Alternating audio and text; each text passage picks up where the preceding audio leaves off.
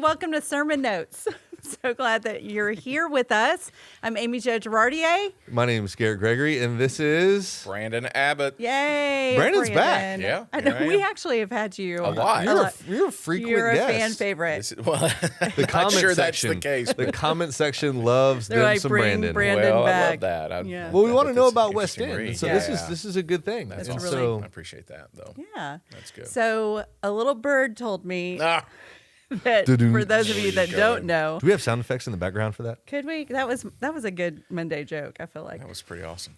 So we did hear, I believe that I heard the tweeting in the background. Like, Oh, you undoubtedly did. yes, I thought Yeah. I was like, is that it? But there was a bird that Little flew bird. in. Yeah, we have that front door that's on the front of the worship center, but it's nowhere near all the parking, which is all out in the back. Okay. So it's we don't really use it, but we open it because it's just a bad look when you're having church and the doors aren't open, So Yeah.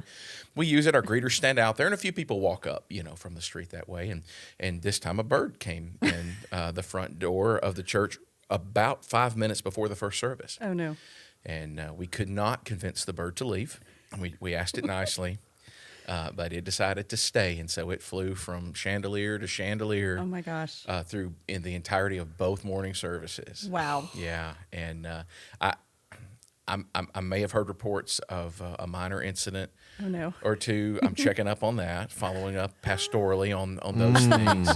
But I think for the most part, it was uneventful. It was just a sweet, kind of fun thing. Yeah. The first service, I had to deal with it. You I had to say something. Yeah, there were a couple jokes, right? Yeah, the first service I read from Matthew 13 when, Jesus reminded them that the kingdom of God was like a mustard seed that when it's planted, it's small, but when it grows, it's a massive tree, and birds from all nations will come and rest on its branches. And That's amazing. Amen. I feel like I also heard that you said that it would be live tweeting. Well, I did. I said, don't pay attention. That's our new social media manager. She's going to be tweeting throughout There the it is. sermon. There it is. That was How did you good. get the bird out?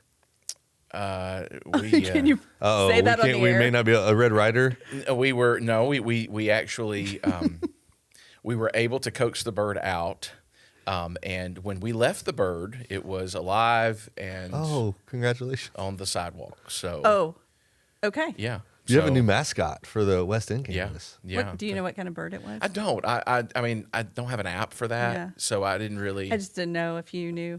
But I don't. I didn't recognize it. Yeah. It wasn't your typical like a robin or Oh, okay. something Or a like that. It was a sweet mockingbird little bird. Yeah. It could have been like a goldfinch, Yeah. or something. I don't know. We'll just say that it was. I read that book, so I figured maybe could recognize it if I saw it. But so anyway, it was an eventful day. I It love was it. sweet. My wife said that since we were preaching specifically on salvation, that was Satan's attempt to distract everyone. But You it kept didn't going. work. We kept going, Yeah. and people, you see a few people, Looking up everything. including me.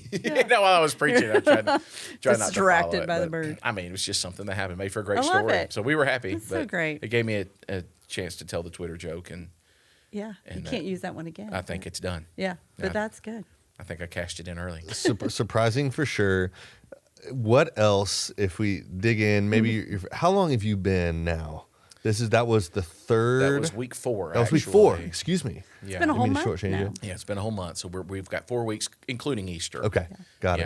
Yeah, The launch date. Yep. 4 weeks in now, and so May 1st will be, May 7th. Will be week 5. We'll have a welcome reception for our first welcome reception. Awesome. So just to greet some of the new folks that have come to us. Folks are starting to find their way. There's this thing culturally or sociologically maybe where, when you go to someplace new, especially if the place itself is new, no one really knows where to go, where to stand, what to do. There are long queues for really no reason.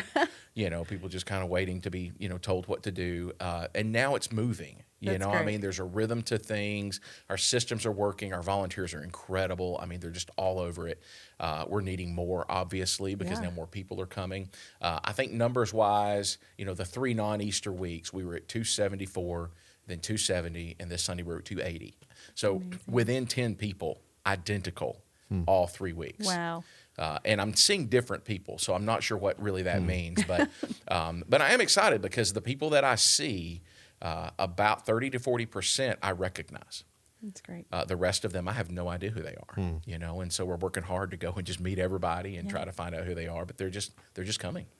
The bird was surprising. Yeah, If you had to go through a quick list, so we didn't feed you these really beforehand, but what are 3 or 4, 2 or 3 things that have surprised you most about being a campus and teaching pastor in your first 4 weeks? Goodness, yeah. Things I wasn't prepared for. And look, I had a lot of preparation for this between Jay and our other friends and our members at Station Hill. I don't think I was prepared for the sheer amount of communication constantly that goes on. And it's not just a campus pastor thing. I think it's just a startup thing. Okay. Because I think things occur to people. Yeah. Just in the middle of the moment, and they need to do something about them. And until you get everything situated and you get all your staff hired and you get all your lay leaders in place, you're kind of the funnel for that. So, I have had more text message communication in the past 4 weeks than, I got, and my thumbs are worn out, but, and Siri hasn't gotten any better at dictating my Alabama voice. I would think by now she'd had it figured out. Yeah, but she has not. She has not. So, that's something that I've had to get used to. I continue to be surprised, and we've said this on this podcast before, at the way people respond when you just simply open up the Bible and preach from the Word. Yep. Preach the Word. It baffles me because if I were a pastor who didn't do that, I don't know what I would talk about. Right. Really. Yeah. I would have to work so much harder for speech material. There's nothing there. You know what I'm saying? So I just continue to be surprised. People continue to come to us, and they did this at Station Hill too, and I'm sure they do at our other campuses. They come and they say, "Listen, we just love the fact that you preach the Word." Right. That takes a lot of pressure off of someone who has to, because at Station Hill I would preach 3 or 4 times a year, maybe. I'm doing this thing every week now. And it takes a lot of pressure off of you because you're sitting there trying to come up with this perfect illustration or this way to say this or this great alliterative outline. And then you think, or I could just read the Bible. Yeah. I could just say, this is what the Bible says. And those are generally your people respond to those better than any other thing you do. Yeah. So, kind of surprising still. That's still surprising to me. And I guess the last thing, Garrett, I'm just surprised that it all works. I really am. I don't know why I am. Like I said, our people are incredible. But I'm just one of these that as a connection minister at Station Hill, it was on me to make sure that all the details happen. From the parking lot to the pew. We had to make sure that all the details happen. And so I still feel that tension. Yeah. When I walk into the building that morning, I'm thinking, okay, here's this, and we got to get this, and we got to make sure the pews are stuffed. But I'm amazed that if I just trust the church to be the church to get things done, it just happens. Yeah. And it's great. Is that hard to kind of separate now? Oh, yeah. Campus teaching and now, okay. It's getting easier. Okay. It's getting easier. At first, yes, incredibly hard. And that's probably less about the circumstance and maybe more about my personality. Yeah. I don't know. But I think what it is, it's kind of like sin, in your life. You can approach it 2 different ways. You can either focus on the sin and work really hard to not do that, or you can just focus on the Lord. Yeah. And let His relationship and your love for Him compel you to godliness, and the things of this world grow strangely dim, right, in the light of His glory and grace. It's the same way with all these details. I could sit there and I could focus on all of these things all the time, or, I could just focus on that sermon, focus on that lady that somebody just drove over from the nursing home, meeting her, focus on those people that I've never met before, and just be their pastor, and all the other things just happen the way God intends them to. Yeah. So good. it's helpful. Speaking of the way that God is intending things to go, sometimes it's hard to know. We don't know, but then you start seeing things happening, and you get an idea of, God is moving this way. And so I know Station Hill has just sent you off 4 weeks ago now. And it looks like Jay will be being sent as well. Yeah. So what are some things as you started seeing that, has there been some preparation that you've been able to see to prepare Station Hill for that? Yeah, and it's fascinating because once it becomes a thing for people, it's almost like, okay, now God's going to start addressing this, but that's never the case. God's been addressing that, I think, for a couple of years now, and I'll tell you why. There's 2 things that happen. at Station Hill that I saw, and then I'll tell you one at West End. One of the things that we saw was God continues to bring us people who vocationally have spent their lifetime in ministry. I think we have maybe 20 or 30 former pastors in the congregation at the church at Station Hill. It's incredible. Wow. That's great. Not counting the missionaries that are home from the field that are at Station Hill, or the people that run nonprofits at home and across the world. I mean, large nonprofits, that are actively engaged in the proliferation of the gospel. And so he continues to bring strong leadership, because the church is the church. Jay means what he says, that we are the church. That's not dependent on any particular leader. And so God continues to do that. But the other thing that he's been doing, and this also applies to that West End thing, when I began to feel a call to ministry, there were a few things that happened spiritually, and maybe the two of you experienced this as well. God begins, I call it tilling your soil. It's almost like he's just running a tiller right through your life, and just nothing feels settled. And you're like, oh, now I'm thinking about this, and now I'm thinking about this. Like there's this wilderness preparation, I started seeing that in the lives of a lot of our people. And some of it was related to them going to West End, to uprooting their families and going to being a part. But we've had a handful of people. Now, I think God is doing that in terms of ministry, in terms of devoting their time, either part-time or full-time, to God's work in the church. And I know it. I can see it. Sometimes they've articulated it. They may have not have known exactly how to articulate it, but we knew what was going on. But then I see it. I just see it in their lives. I see it when they're, when they're weeping. I see it when they don't know what to do, when they're struggling to articulate things. And so, God's been preparing our congregation for this for a long time. And the problem is, a lot of these people don't know that yet. Yeah. They don't know that yet because they're not in that position yet, right? But opportunity will compel them to move forward, and I think you'll see that. I think you'll see people rise to the occasion. I've talked to several folks at Station Hill that, they're just processing. Yeah. They're just processing all the change. And I said, guys, this is your chance to say to God, yeah, no, we really mean it when we say we trust you and we're available. Yeah. That's good. It's exciting, too. It is. Yeah. It is, man. It's such a cool time. I mean, a lot of people go to church their entire lives, and they love the Lord. They're just trying to live right. They're trying to go to church. They're trying to do the things, check all the boxes. It's things like this that on the surface, they seem tumultuous. They seem hard. The worlds are rocked. But that's when you see God moving. Yeah. Right? That's when you see activity, because God doesn't allow you to settle in. He doesn't allow you to get comfortable. I don't have an office right now. And I found this little office, and I thought, or this little room in the back of the church, and I was like, this will be perfect. I'll set up here, And so I went in, I put a little table in there, and then I came back the next day, and the room is full of preschool stuff. I don't know where it came, just poof, there it was, because we needed a room, and so now I got to move some, books and some toys just to be able to find a place to put a computer. So that's our world right now. Yeah.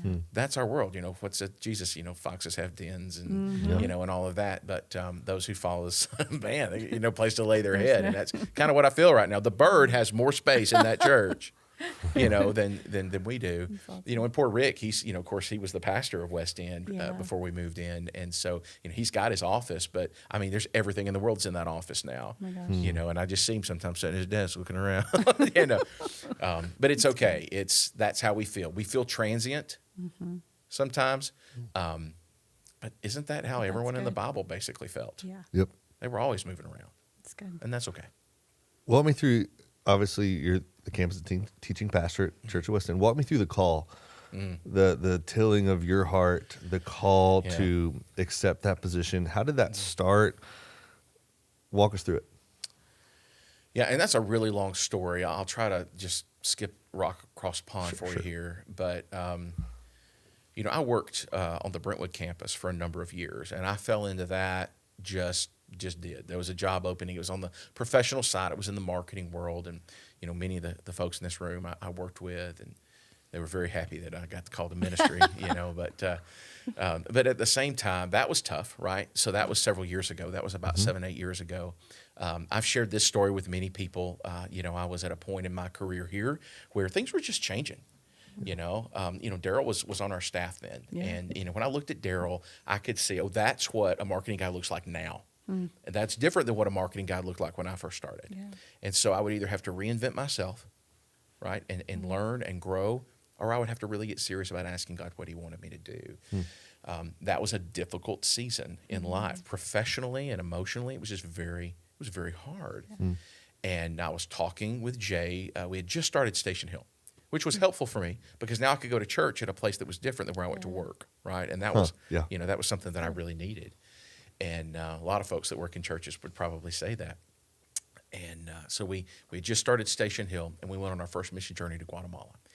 And it was late one night, and Jay and I were just kind of walking around, hanging out, talking.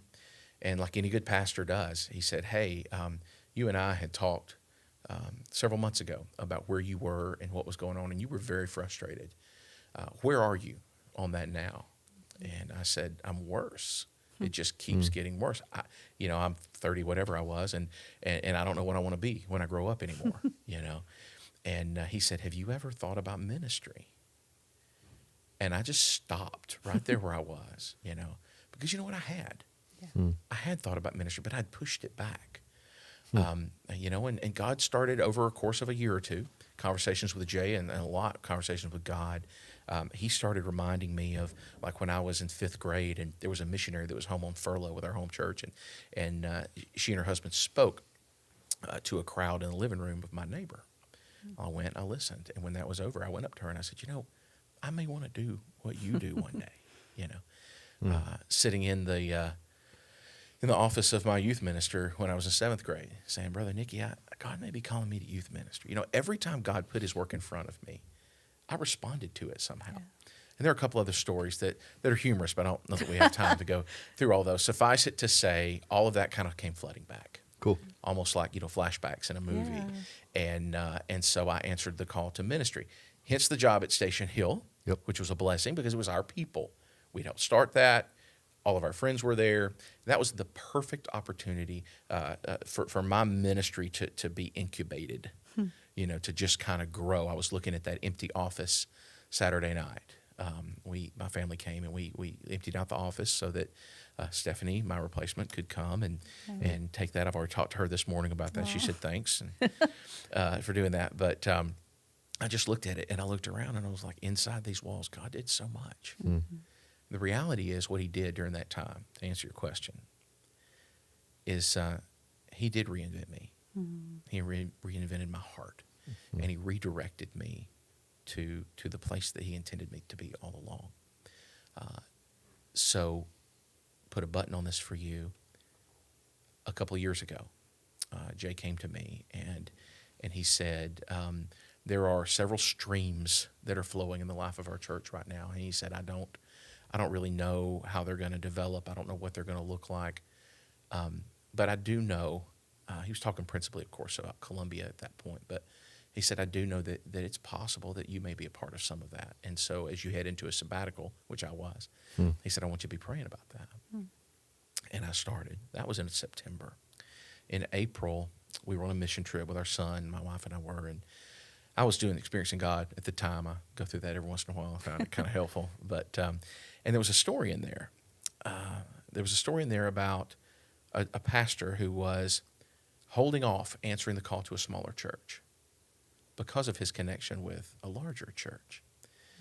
And that's exactly what I was feeling. I don't want to go to Columbia. I don't want to start something. I don't want to do that all over again. You've called me to these people. I know these people. I love these people, And then I read that story. And so Darlene came and sat down. Of course, she's all like, good morning, and I'm a whole mess. And I said, she wouldn't mind me saying this. I said, has God said anything to you about Columbia? And she said, no.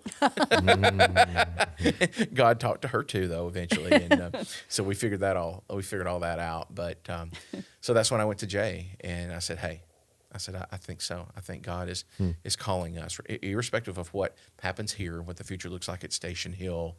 I think we need to step out in obedience and we need to do this. And, God's word doesn't return void.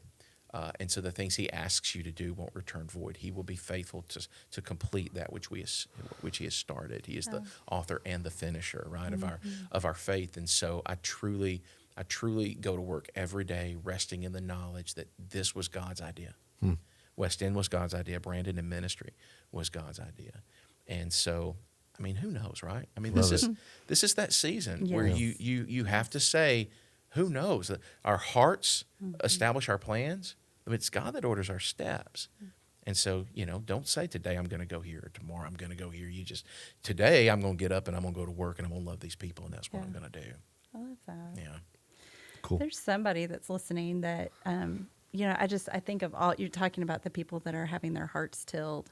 And I think that story, your story, thanks for sharing that, because I think that could be something that they're wrestling with. And so, I'm just thinking about the people that are listening that have no idea what God is asking them to do right now, No, and a lot of times they're operating at a response of frustration or discomfort. God uses that for us, right? God will use moments of, like he did with me, like, hey, I've still got a job and things are great, but it's so obvious to me that this is not what I'm supposed to be doing, So he'll use that. But sometimes he calls us out of things that, frankly, we don't want to leave, like calling me out of Station Hill. Yeah. So I really had to experience both of those things. But in all of it, I'm reminded of Abraham and Sarah. Abraham was faithful to God's call. We know that. It was counted at him as righteousness, right? Yet still, in answering that call, he and Sarah tried to help God along. Right? Tried to help God make good on the promise that God promised Abraham. And we saw how that went, right? And I think a lot of folks come in, we've had members come in and say, I feel like God's calling me to this job. I feel like God's calling me to this opportunity. And the reality is, sometimes maybe he is, but usually, no, God's just calling you. God's calling you to be open to whatever. And you don't have to say which job.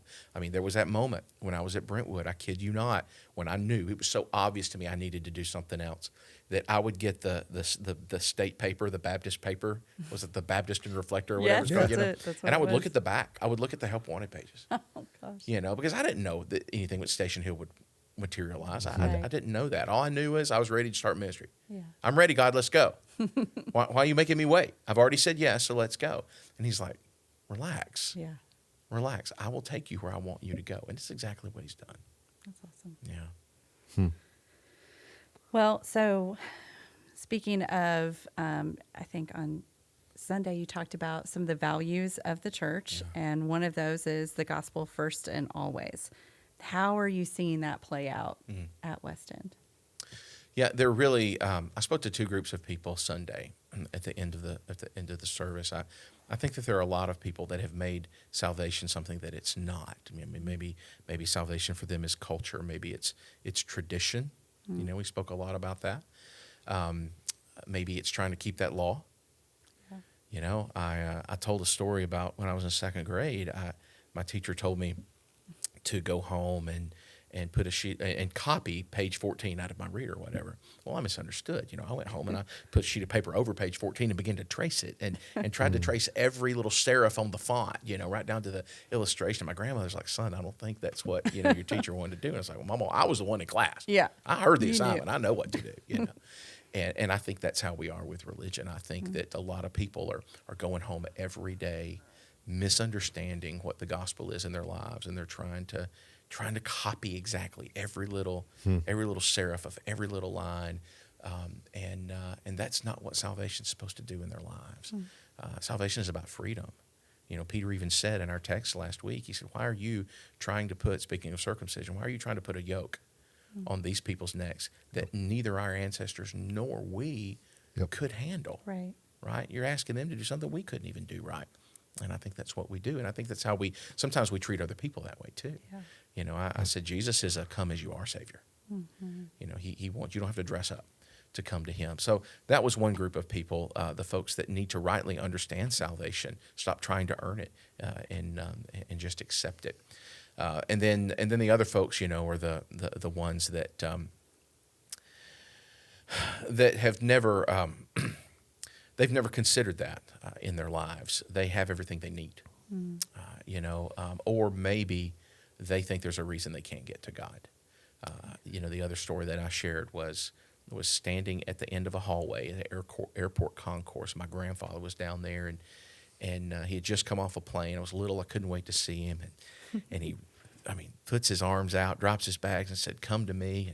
And I start tearing off, and then I see that big sign that says, "Do not enter." That big red line on the floor, no one beyond this point. And I think that's where a lot of people are.